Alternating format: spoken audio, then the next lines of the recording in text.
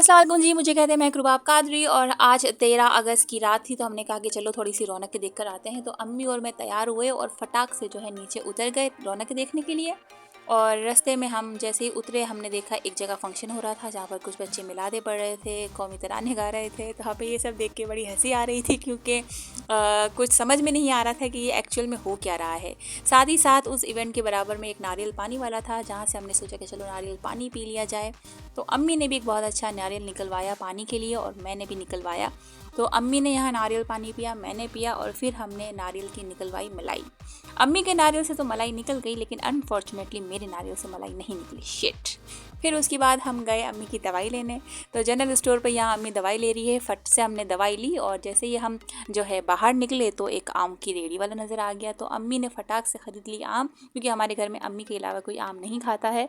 तो अम्मी ने बहुत सारे आम ले लिए क्योंकि अम्मी को लगा कि इस रेडी वाले के बाद कोई आम वाला उनको दिखेगा नहीं। चल ही रहे थे कि रास्ते में एक रेस्टोरेंट आ गया जहाँ से हमने खाना करवाया पार्सल और फिर उसी के आगे एक गली में बेकरी थी जहाँ से हमने ली अंडे और डबल रोटी। और फिर हम वापसी में घर आ ही रहे थे कि हमने देखा कि रास्ते में बीच भरे मैदान में रोड में खुसरे नाच रहे हैं।